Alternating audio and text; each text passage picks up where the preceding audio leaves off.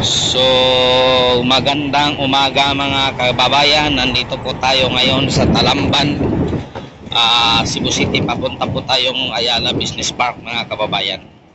So, magbibigay tayo ng comment mga kababayan tungkol dito sa Senate hearing ngayong Monday, May 13. Ito ay ipagpatuloy kung ano talaga ang nangyayari at katotohanan nito mga kababayan. So by the way mga kababayan, so bago tayo magpatuloy, ihilingin ko lang sa inyo itong kung hindi pa ka pa nag-subscribe sa aking channel, pa-subscribe naman mga kababayan. Kung hindi naman magbigat sa inyong kalooban.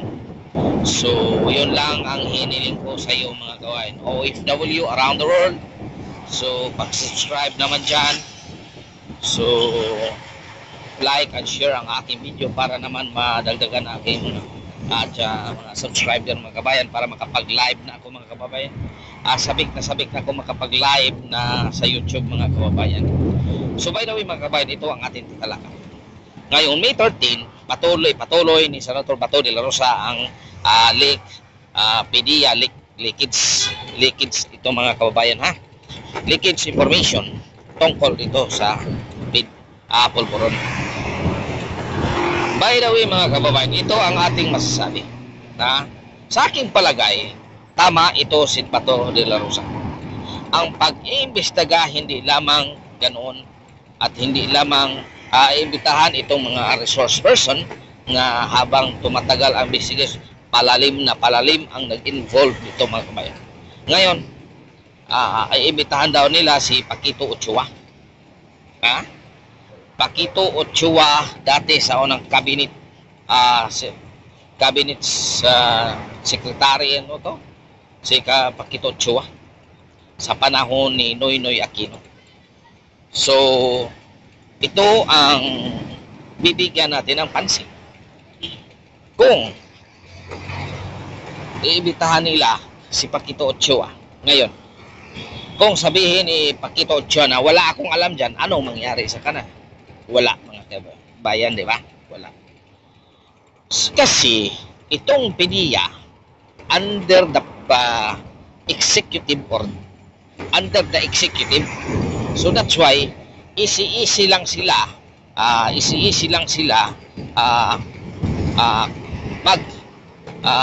kapag may executive department, sila kukunin ang mga information. Kaya ako, para sa akin, tama ang pag-imbestiga ni Dalos. Dapat gumagawa pa ng batas na pinakamalakas na batas kung sino man mga tao na involved doon o tumawag man lang sa mga tungkol dito sa mga government owned government properties, dapat managot, dapat or makulong or dapat mabitay. Para wala ng government employee na magharang-harang dito tungkol dito sa mga operation ng mga law enforcement mga kababayan. Para sa akin, di ba? For example ngayon mga kababayan, isang government official sinurveillance ng PDEA. Ngayon, alam niya na sinurveillance siya, tumawag yun sa mga tauhan na may kabarkada siya, may kaibigan siya doon sa loob ng Malacanang. Tapos sabihin ng nasa loob ng Malacanang, Pops, huwag nyo na ituloy, kakilala ko yan. Yan ang dapat bibigyan ng pansin ng ating batas mga kababayan. Dapat kung sino mang humarang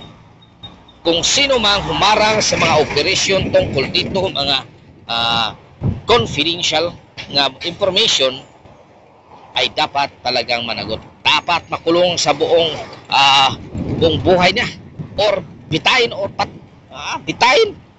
para walang sinumang government official magtangka na dyan o wala mang government official o government employee na magtangka magbibigay ng leak ganyang klaseng information mga kababayan. Sa ibang bansa ganun din, di ba? Tingnan mo itong tinatawag na asawa ni Armstrong, ha? Nagbibigay, ibininta niya itong tinatawag lang mundas. Mundas nanggaling sa buwan. Ilang milyon to, ha? Pero ang NASA hindi pa, palagi siyang sinusurveillan ng NASA kung saan galing yan. O ito ba ay totoo? Ha? Pero hindi pa siya napaila ng kaso. Kasi ito mundas daw ito. Napakamahal. Ano? Itong mundas, ito ba ay pag-aari ng Armstrong? Dahil hindi. Pag-aari ng gobyerno. Kaya kung sino man ang taong magtangka, maglabas at ng impormasyon tungkol sa gobyerno ay dapat managot. Diba? Dito sa atin, easy-easy lang. Isang cabinet member ka lang, tuwag kang ganyan. Kaibigan ko yan, kakilala ko yan. Kahit sino ka pa, kapag magtangka kang pumigil sa mga operasyon ng ganitong klaseng operasyon, dapat managot ka. Hindi yung easy-easy lang kaya cabinet member ka, easy lang ipa-stop ang operation. Ganun ba mga kababayan? So sa iyong palagay, anong sa palagay ninyo? Dapat ba? Dapat ba mga kababayan? Ngayon, anong nakuha nila ka Maricel Soriano? Wala. Sabi ni Maricel, hindi ko alam. Ang napatunayan nila na mayroon siyang bahay doon sa Rockwell, mayroon siyang kondo. Tapos naibinta na. Naibinta na niya, 2012 pa. Pero hindi niya alam kung kailan. Anong month ito naibinta na. Pero si Jinggoy Estrada, tingnan mo. Resong gusto ipakilala kung sino. Tapos hindi niya nakalimutan lang ni Morales ang pangalan. Sasabihin niya, hindi siya mga maniwala. Hindi nga nalimutan nga ni Maricel Soriano ang kanyang bahay. Dahil ito ang memories niya Pinagbili niya, bininta niya. Tapos sasabihin mo.